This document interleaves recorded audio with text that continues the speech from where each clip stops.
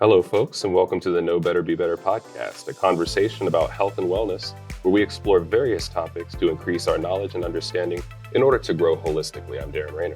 And I'm Dani Ondreka, and we're here today talking about rest. Okay, so we're covering a topic that is touched so often, so redundant, over and over and over again, but we wouldn't be talking about it if it still wasn't an issue or something that needed to be addressed. So that's why we're going to talk about rest today, the importance of rest, and actually how this simple topic, when it's applied effectively, makes all the other pillars that we've talked about in the past optimized.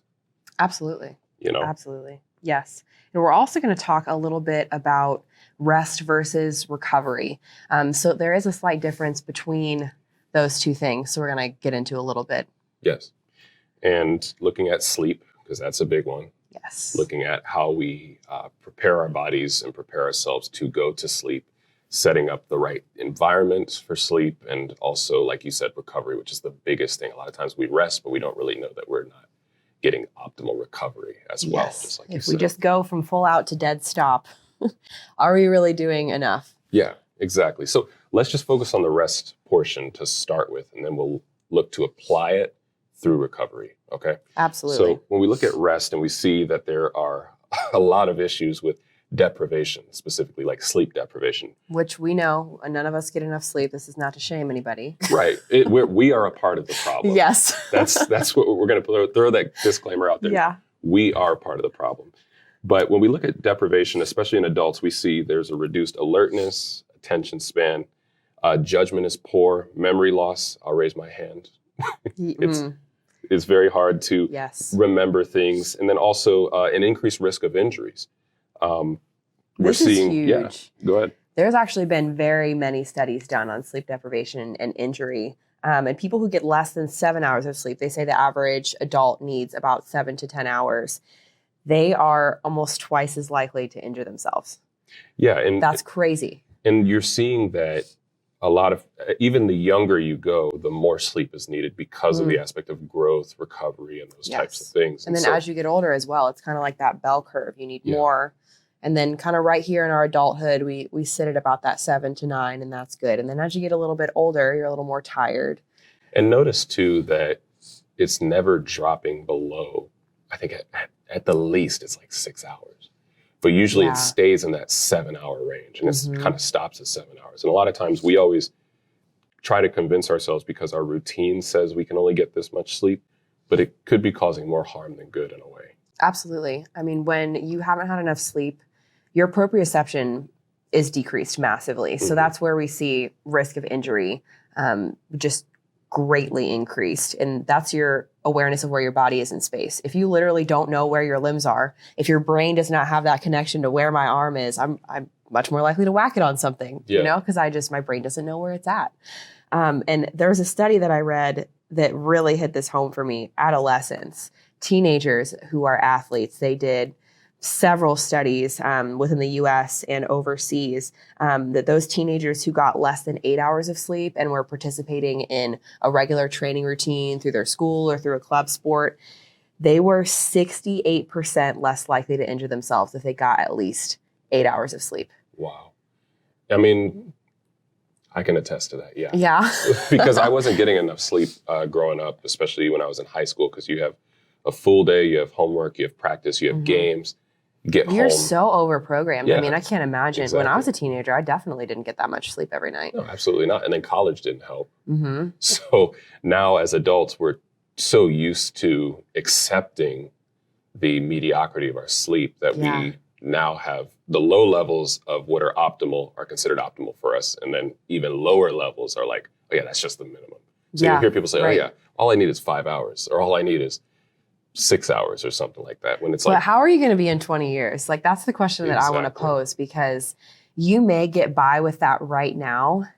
But one of the other things that can happen when you have decreased sleep or not great nutrition is inflammation. Your body is just inflamed. And we see a lot more nowadays in current times, doctors seeing the adverse effects of chronic inflammation. When you stayed inflamed for a really long period of time and none of your body's processes can work correctly. So you may say, okay, like I can get through my work day on 5 hours of sleep. Maybe I can go to the gym for a little bit. I go home, I sit on the couch and watch my TV. I go to sleep. I did okay. But we're settling, in essence, for a less than great version of ourselves. Right. And without getting too into it, because we're going to cover that in the recovery portion. I got excited. No. You're on the right track for sure. Because when we get into the recovery section, we're going to understand how the body, specifically as a machine, needs time to rest and needs to recover and optimize its performance for the next day. Yeah. And pretty much be fueled up and ready to go. When we look at ourselves and we look at a lot of times how we cut ourselves short in our sleep, the body gets into a rhythm. Like I said, we'll touch on that in a second. But imagine disrupting that, especially when you mention like exercise. Exercise is constantly usually a little bit of a breaking down, micro tears in the muscle, or, the body is being put through a strenuous activity or a vigorous activity, whatever that may be for people. And now it needs time to recover. You've eaten the right foods. You're giving your body now the tools to recover. And then when it's time to go into a state of recovery, we'll look at rest and sleep, for instance. Imagine cutting that off, just randomly, a quick burst of alarm clock. And then now you got to get up and get going in your whole mind, your whole body, which was in like a certain state. Again, we'll get into that rhythm aspect. Now it's pretty much almost null and void. It's thrown out. Disjointed. Exactly. Another agreeing. Yeah, go ahead. Another thing that we have, and I can definitely relate to this personally, is increased moodiness and bad temper. Now, I'm not one that's going to necessarily hit a hole in the wall or something, but I do see that for me personally, when I wind up not getting enough sleep, the things that I am quick to do when I'm rested, I'm very slow to do. And the things that I would hold back from doing, I am quick to do because I'm not rested. So it's kind of that flipping. It just flips over on you. And so you oftentimes find that you might respond a little bit more abrupt with people or be a bit more short, or your patience is not what it should be. I know I've had to apologize to people for things that I've said, and it's just because I was tired. I wouldn't have said it otherwise. I think I've had to apologize to you for things that I said, For those who don't know, Dani is an angel. So she's one of the nicest people you'll ever meet. But I oftentimes, when you mentioned the 20 years thing, let's think about 20 years from now. Well, if we're constantly in a situation where we're working the same job, we'll call it the 9 to 5, or we're working the same shift over and over again, and we're finding that our sleep is not good, and we're constantly being interrupted and things of that sort, and we see that our temper, our moodiness, and all of those types of things are heightened. Well, now it makes sense that we have a little bit more of a crankiness, and we're not as friendly or as kind, and we're a lot more angry, and we find ourselves more set in ways that we wish we were not, simply because, and I don't want to get down to this is the exact reason, but this can contribute.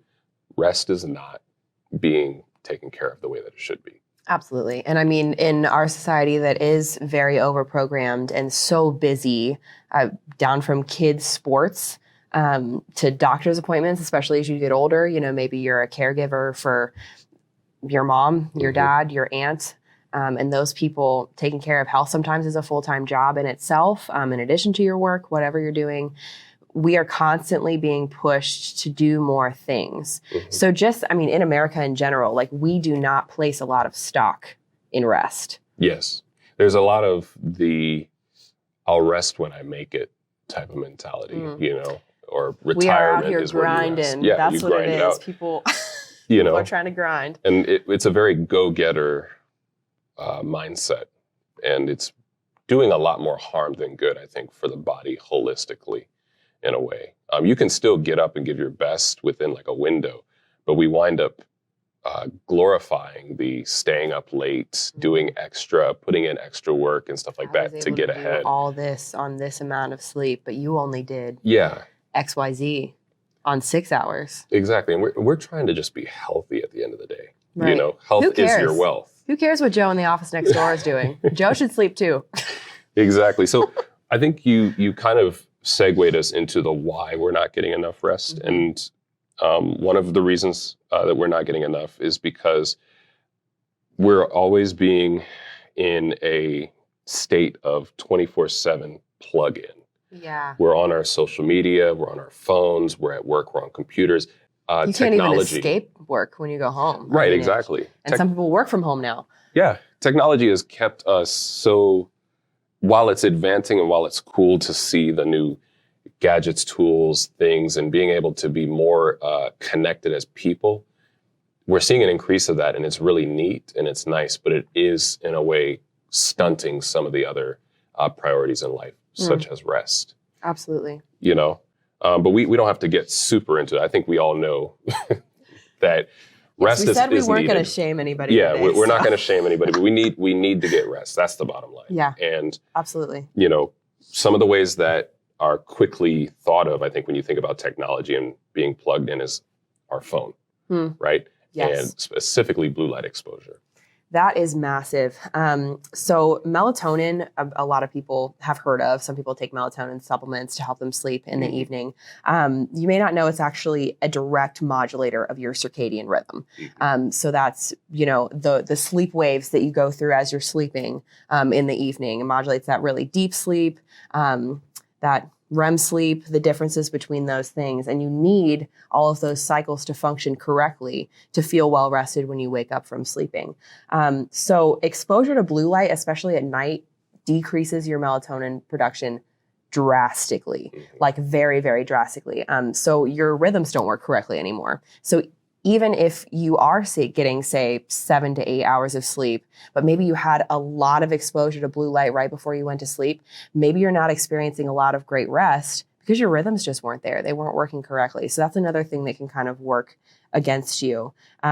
Different kinds of light are a little bit easier on that system. So green light is not as bad for you.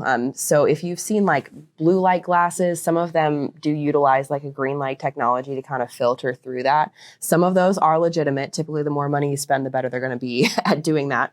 But blue light suppresses melatonin twice as long as green light does. So it's really, really good to be aware of what is in your room. The amount of time you place between using that technology and actually going to sleep and allowing time for your brain to prepare for that process. I wish I could see a stat. I don't really know if there's any legitimate stat out there, but especially for like American people, how many people are on some form of electronic right before they go to sleep. I would like to suggest all. Yeah. But some people don't.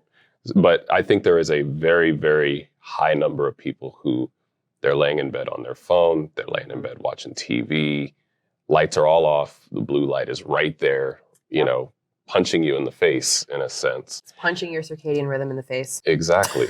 That's a good way to put it. It's very disruptive, and especially depending on what maybe you're watching, what you're viewing, what you're scrolling through, the mind is still, I think like you mentioned, the brain waves are still going with the blue light. So it's like I have to stay active, stay plugged in because there's something going on. And now you add maybe a movie with intensity or a TV show that has a lot going on. Yeah, or heart's pumping. Something that will increase your heart rate. Those murder mysteries. Yeah. When your body is supposed to be coming to a relaxed state, you become a little bit more heightened. Or even you go on social media, you see something you don't like, or you see something that might makes you mad. Get the ears, flared up, and you're kind of like, what's going on? What am I doing? Why? You start to get into a situation where, again, the wheels are turning and the machine's up and running when the machine should be powering down. Yeah. And we know with everything in wellness, it's always about consistency. So if you're doing these things on a regular basis, you're quite literally training your brain to be like that every night. And one of the things you can do to actually counteract that is exposing yourself to really bright natural light, like right in the middle of the day. Like making sure you're getting fresh air, you're going outside, you're allowing your brain, your eyes to kind of soak up that light that's out there. And then it knows, okay, I'm supposed to be alert right now. So when you get to evening and you're less exposed to that bright light, less exposed to that blue light, your brain kind of automatically knows, oh, maybe this is time to relax a little bit. And I think a lot of people have morning routines they subscribe to. But I think the nighttime routine kind of gets shifted. It gets thrown off to the side. We don't take it as seriously, but that's another really great thing to think about. How early do you start your nighttime routine? Are you allowing time for your brain to make that transition, to be ready for sleep? Because I know I've had nights where I've been like working on something on my laptop late, or I'm scrolling on social media, or I'm watching TV, and all of a sudden I get to the point where I'm like, wow, I'm really tired. I need to go to bed. So I brush my teeth and I lay down, and that's literally my entire nighttime routine. Yeah, no, it's real. Once again, I'll raise my hand. I'll say, that's me. She just exposed me again. But it's looking at, like you said, what exactly are we doing? How are we setting ourselves up for success? And a lot of times you're set up for success starts the night before for the day that is to come. Absolutely. Even when you look in the olden days, we'll call it, when we didn't have cell phones and all these lights and stuff like that, when the sun went down, that was generally it. If maybe you had a candle or something like that, but even in that time period, you were able to get enough sleep because, well, there's nothing else we can do. It's dark. You know what I mean? And then once the sun comes up, like you said, all right, now we go out and we can get our day charged up and ready to go. But now with the sun down, it can stay daylight for as long as you want it to be, depending on the situation. So it is important to set the boundaries in your life to understand when it's time to wind down, when it's time to shut down. Just like how when you start your day up, as you said, when it's time to go ahead and get out of bed and get your routine started and give yourself enough time so that you can get to work and already be functioning by the time you get there. Same way, you want to already be rested by the time you get to bed. Yes, everyone has a natural rhythm, and it's good to not try to fight that. And even with seasons, we see that there's a rhythm there. If it's winter, that is a natural, like your body has a natural inclination to want to rest in wintertime. But what do we do now? We have all these technological advances, so maybe we are working on things at home. They're plowing the roads a little bit more effectively so we can still get to work. Like nothing really slows down anymore, even when we have those events that occur. And they're inviting your body to just have a little break. Yeah. And we're like, no, I'm okay. But those things exist. Like if we think about nature, the rising and setting of the sun, the changing of seasons, like those rhythms are there. They exist already. We just kind of need to figure out what that means for our body and ourselves. And that's not to say that technology is the worst thing. It's definitely beneficial. It helps to, speed things up. It's had its place. I think what we're trying to say is moderation is the key. Being temperate and having the self-discipline really to know, okay, when is enough? How am I going to make sure that I optimize other areas of my life without getting so sucked into this? Because technology is really or electronics and technology are really in all of those pillars as well. They kind of fall into everything. But how do we make sure that we're moderating and keeping things in a place where we're not going overboard to where something else is compromised? So absolutely. Harvard has a few recommendations, right? Yes. If you wanted to go ahead and cover some of those, what are your thoughts? Those nice, smart people over at Harvard. Yes. So they have a suggestion. If you use night lights, or even if you have like color bulbs that change, to go towards more red light in the evening. That is a more natural thing for your brain to respond to that in preparation for sleep. So a little bit less blue, more towards red. You can even go on Amazon and you can buy a red night light to have if you are someone who gets up in the middle of the night to use the restroom, whatever. You don't want to turn on a bright light and mess with your cycle there. Also, we talked a little bit about blue light blocking glasses. There's a lot of really cool stuff that's come out with these, especially as more people have transitioned to work from home and people are working on computers more.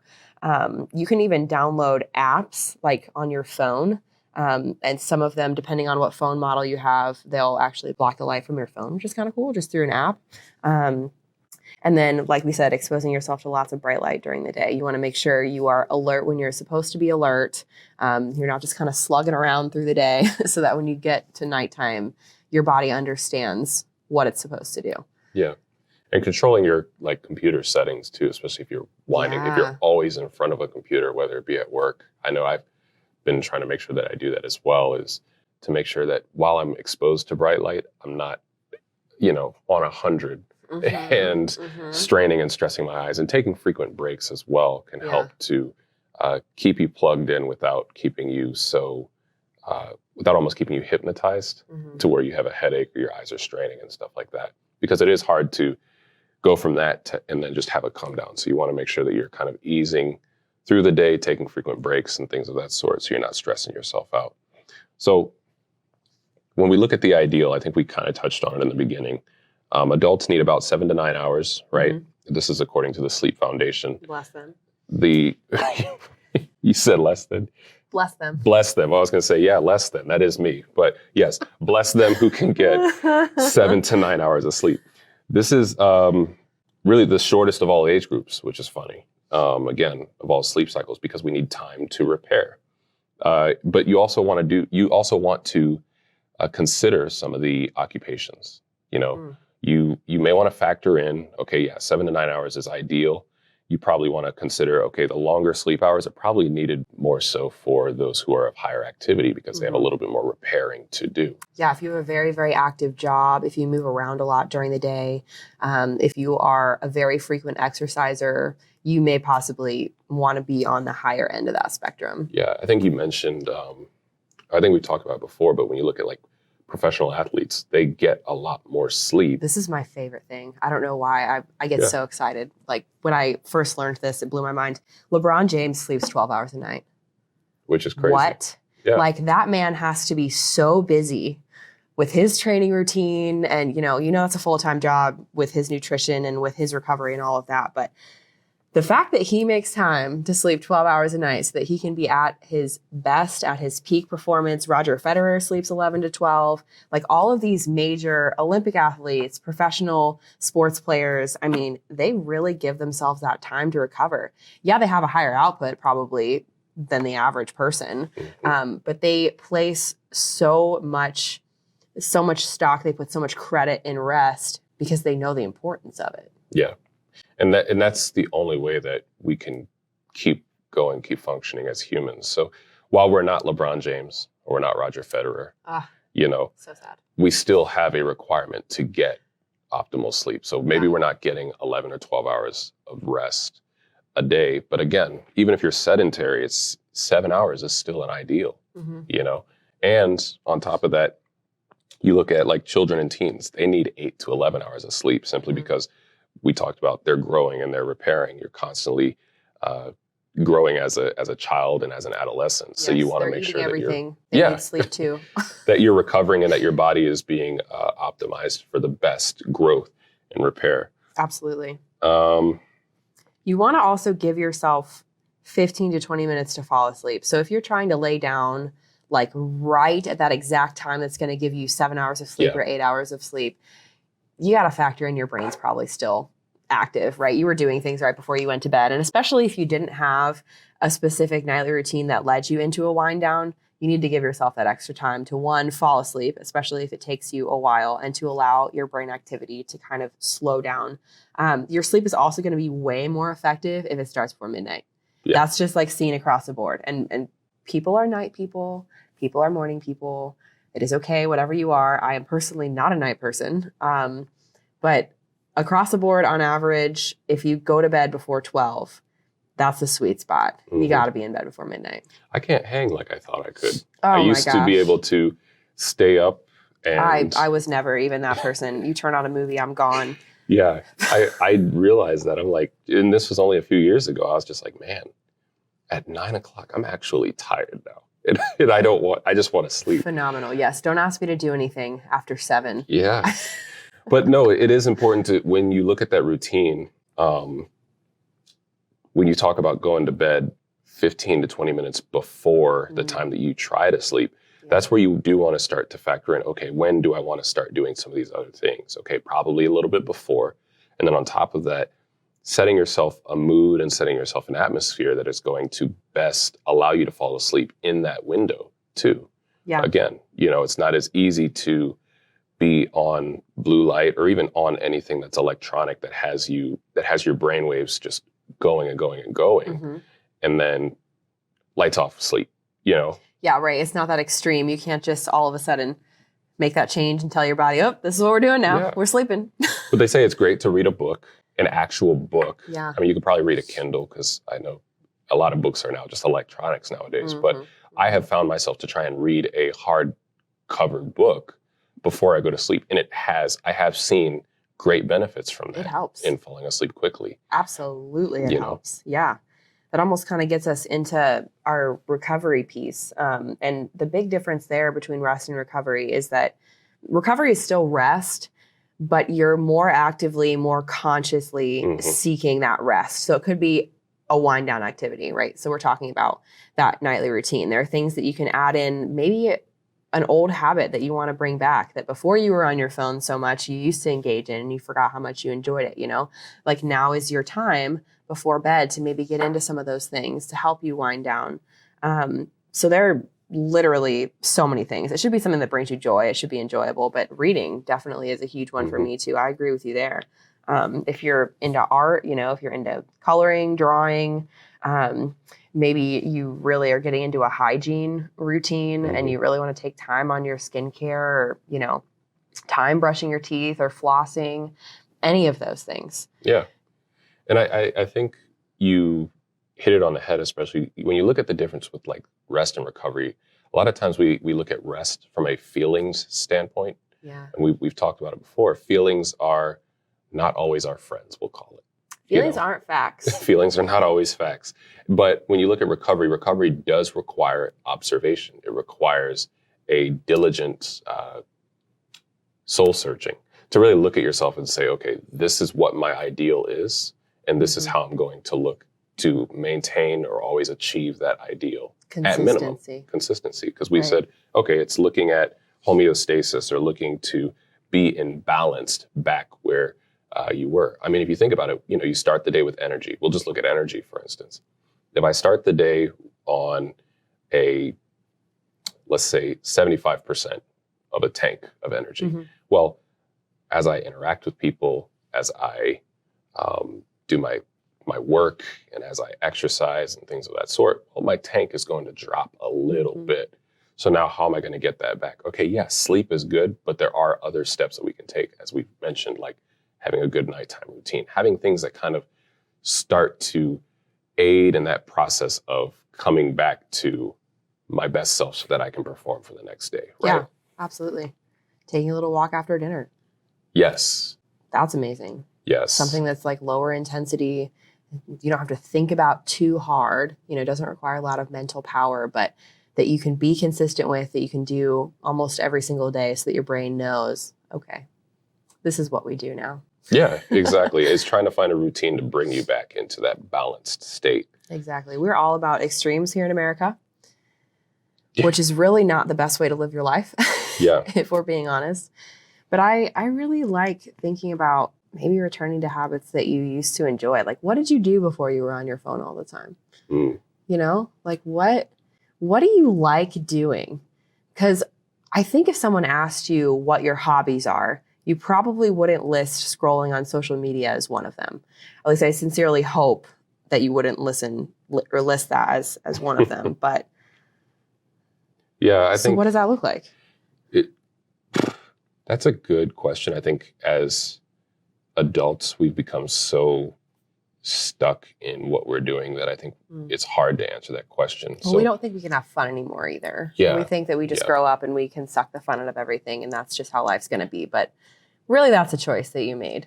Yeah, and I think there are some great routines that we've talked about before. I think you mentioned reading. We talked about cutting out lights and increasing more of the red lights, or, changing the blue light out.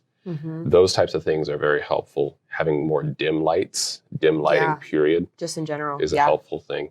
And I think even looking into, I think they call it like aromatherapy. So having diffusers, essential oils. Incorporating your senses. Yes. All your senses. Some of those things that can help be more relaxing to the body, help the body to get into a state of rest.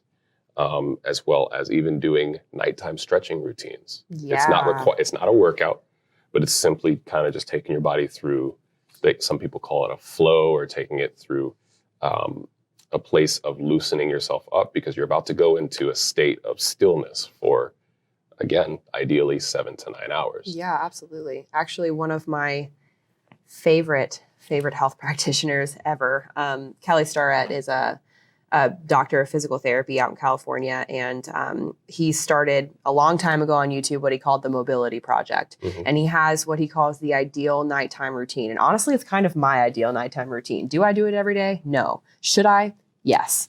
I need to work on that. But he keeps his phone, outside of his room, at least for the last 2 hours of the evening. He spends a little bit of quality time with his wife. He spends some quality time with his kids, has that face-to-face personal interaction with them. He goes through a stretch routine in the evening, incorporates some scents. Maybe he'll take a bath if he has sore muscles from his workout that morning, and then gets a little bit of water as well before he goes to bed. And I just really love his whole list of things, very, very consciously making an effort to sleep well. Yeah, it sounds, if I could kind of put it into a very superficial one-word summary, I would call it warm.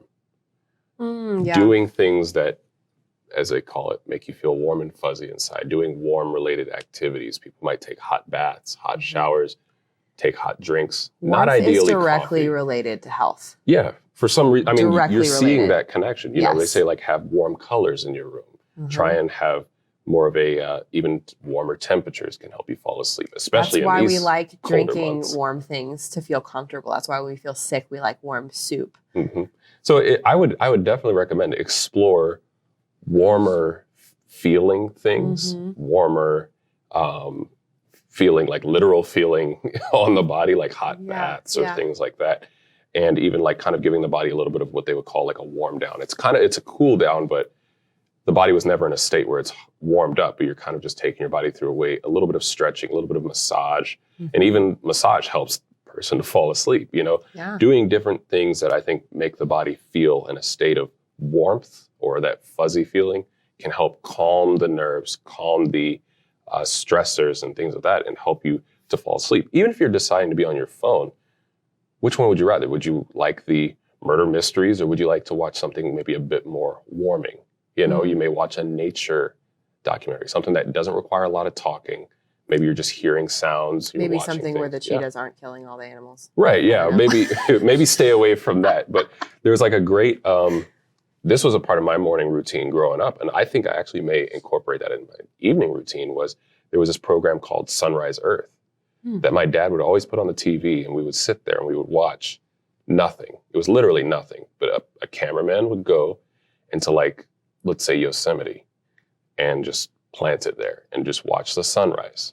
But you're watching nature take place. You'll see some bison walking. You'll see some birds flying. And it's not, you might see a bear, like a grizzly bear or something, pop up. Now that may not be a Yosemite, but it's in different parts of the world. So don't quote me on that specific location, but you'll see just nature at what it is. There's no commentary. There's no words. There's no music either. It's just sounds of nature. And that type of stuff kind of helps to wake you up for the day. And I would like to think that because it's a warm feeling, it will bring you down as well. Not in a negative way, but kind of just ease you down into your rest. They also talk about... give somebody a hug. Yeah. Well, they talk about different things that you can do as well, soothing sounds and more quiet, guided breathing exercises and things of that sort that can help, right? Yeah. Oh my gosh, there's so many different things. It ultimately comes down to what you enjoy doing. Because if you hate doing it, you're not going to do it every day. And do you want that to be a part of your life if it doesn't bring you joy? No. Absolutely. That's just silly. Yeah. So you just want to get into a state where you're optimized for your recovery process to take place. So we look at, for instance, muscles. They repair the fastest when they have direct blood flow, which is why we take ourselves through our stretching routines, why we do things like foam rolling, why we do different things that taking baths help us, baths that kind of help open up the blood vessels when they're hot, or warm baths, and they kind of help us to get the flow of nutrients to start our recovery process with our muscles. And tendons and ligaments, they do take a little bit longer because they don't have as much access to the blood as the muscles do. But a lot of those different types of things can help be in a better state of recovery when we give ourselves a longer time to sleep and rest, and even a routine that helps lead us into our rest, just as we lead ourselves into our morning routine. You know? Absolutely. And I think we need to think about the ratio of how much we move, how active our job is, how much we exercise versus how much we recover as well. Like that ratio should stay the same. Yeah. You know, if you start to exercise more, you should absolutely invest more time in recovering because your muscles do need it. Your brain needs it. Yeah. And to touch on it really quickly, just briefly, when we look at the aspect of recovery, especially for muscles or even just the body period, a lot of times we struggle to get good sleep or optimal recovery because we're doing things too late. For instance, eating. Yeah. You know, we don't give our stomach time to rest. We don't give our stomach time to actually recover. The stomach should not have to be working.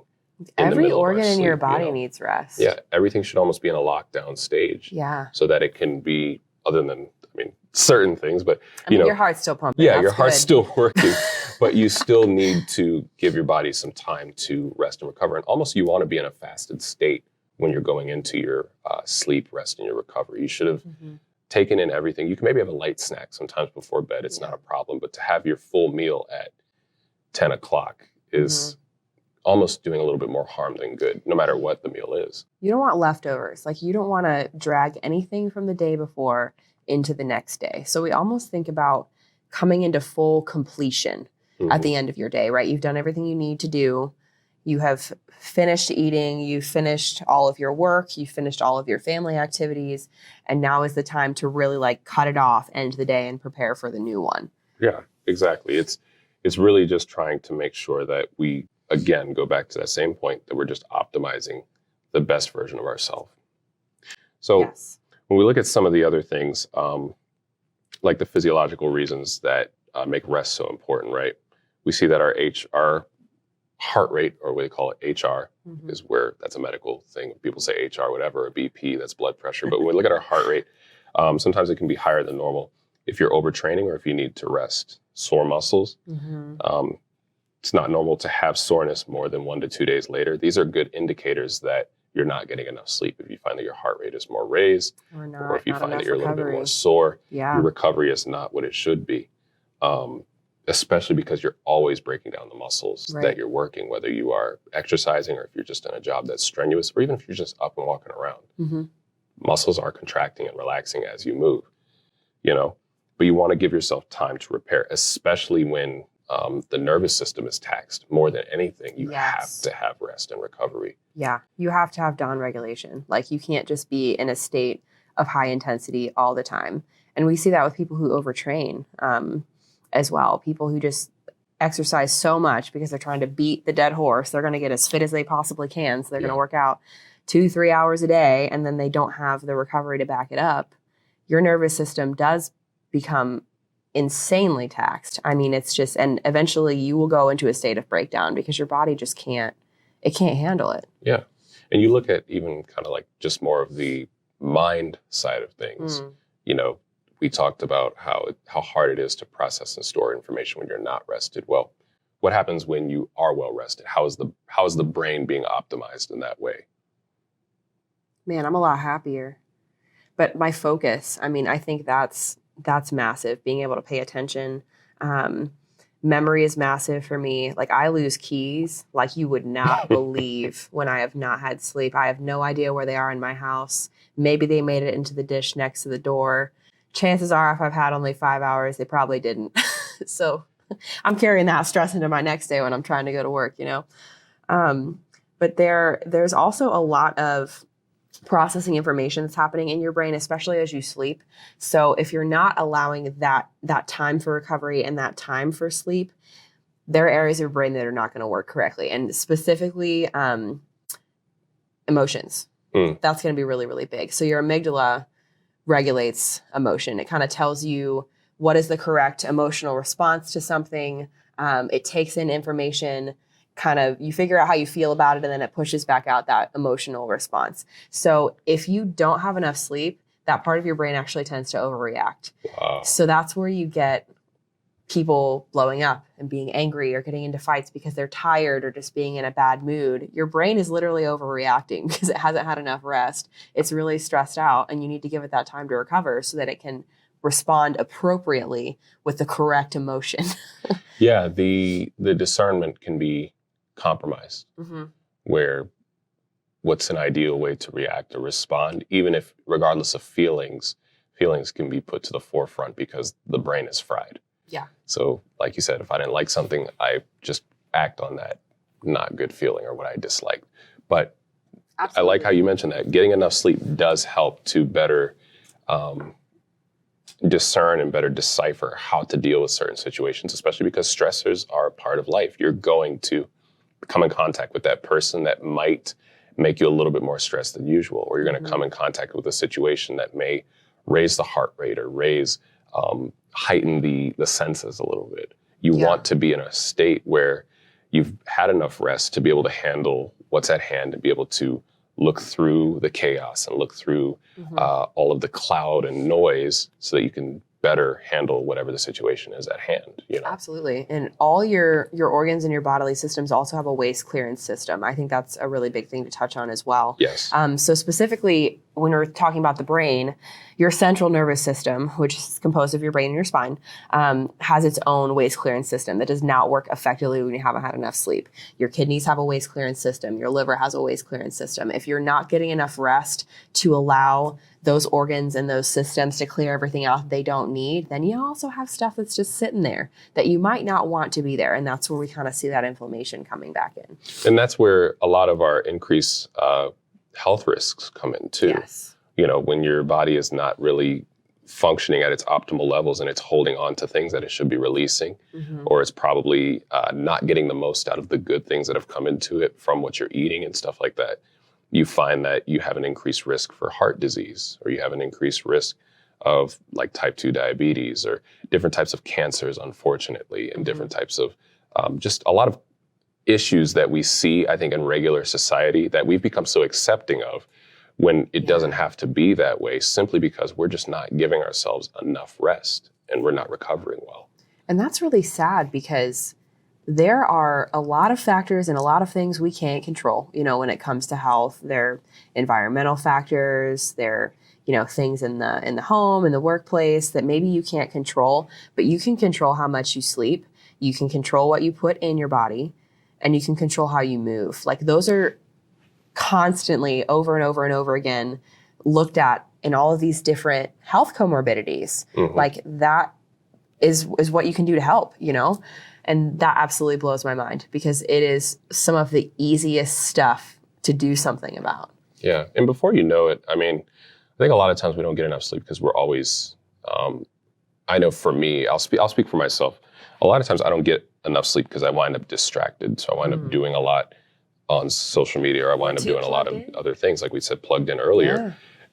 I have to convince myself I'm not missing out on anything. Television, all those types of things, or you can record, or it's just not really worth putting your body in a risky state where you can potentially cause harm and hurt yourself. So with all of that, we talked about how our physical response is. We talked about how our mental response is. We talked about how our, your intellectual responses, all of these different types of things, how they play into your social responses. All these different types of things happen when we are well-rested or when we're not well-rested. How do we make this a little bit more practical and simple? Where do we go from here? Make time to be still. Yes.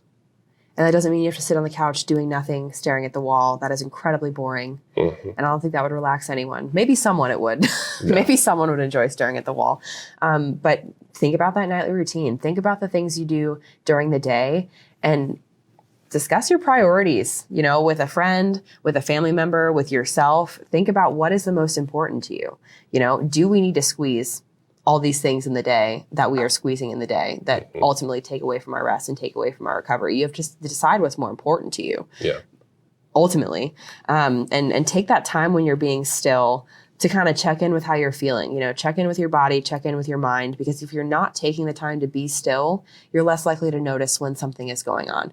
Like maybe your body is giving you some signals that you might start to have a health issue soon. And if you're not slowing down enough to notice, maybe you don't notice until it gets really, really bad, until you have to go to the hospital, until you have to see your doctor and they're like, wow, you're really having some extreme symptoms. But if you had caught it earlier, if you'd been paying attention, you might have been able to do something to correct it. So that's the other piece, right? We notice, we kind of figure out what's going on, and then we have to have an action after that. We have to do something to fix what's going on. If we find that, yeah, there is something wrong. I am a little tired. I don't feel so great. Maybe I need to eat a good meal tonight before I go to sleep. Maybe I need to get an extra hour. Yeah, I've heard a good friend of mine gave me advice when I went to college. He said to write down every detail of your day. So we do use planners and we use agendas and we do things that help kind of sort around our work. And we fill in a little bit before and a little bit after. But even write down the things of like gym at this time or exercise at this time or, wind down at this time, where you stay strict to the routine. And it's always going to be uncomfortable at first because it's a little bit of a shock on the body. However, before you know it, you find that you're now getting adjusted and things of that sort. The body just craves routine. We're creatures of habit, as many of us know. So when we finally set ourselves up to where at this time I power down, at this time I wake up and I go through my day, it actually makes a lot of things more manageable. The thing is, we don't oftentimes give ourselves routine, which is why we're scattered in thinking, we're scattered in activity, and we're just all over the place doing this and that. And we're rushing from here to there to where, like you said, now we don't have time to really be still and take inventory of some more underlying factors that are actually important. How am I feeling? What am I doing? Block off the time. Like, make yourself a schedule. Exactly. See what it looks like. Exercise. Yeah, move a lot. Yes. Your muscles need to be tired out so they're ready for sleep at night. Like, just move. Don't make it complicated.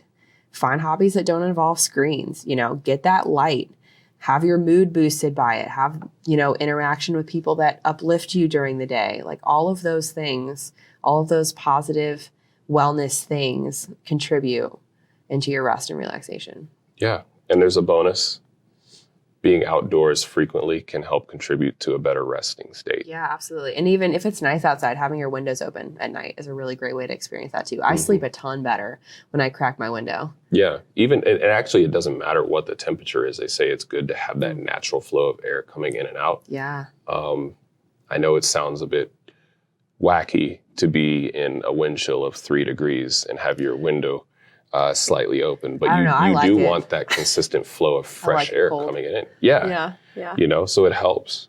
But at the end of the day, all we're trying to do is just promote again, we started off talking about something that is so redundant, but it needs to keep being touched on because so many times we neglect the important things, and which it's is still rest and important. recovery. I think that's our main idea here, that it's not going to stop being important. We're not suddenly going to evolve out of needing sleep. We still will need it. It's just the same as when you were born to when you die. You're going to need that rest. You're going to need that time to rejuvenate.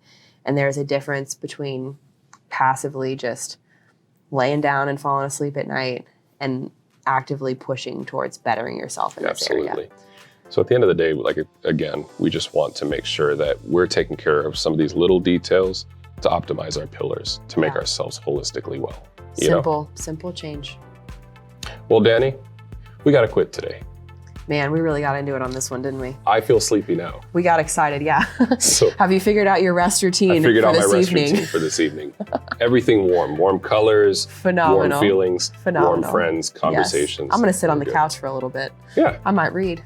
That sounds good. We'll check in with you guys later and we'll talk to you about how our rest routines are coming. Until then, I'm Daron Raynor. And I'm Dani Ondreka, and we hope you stay well.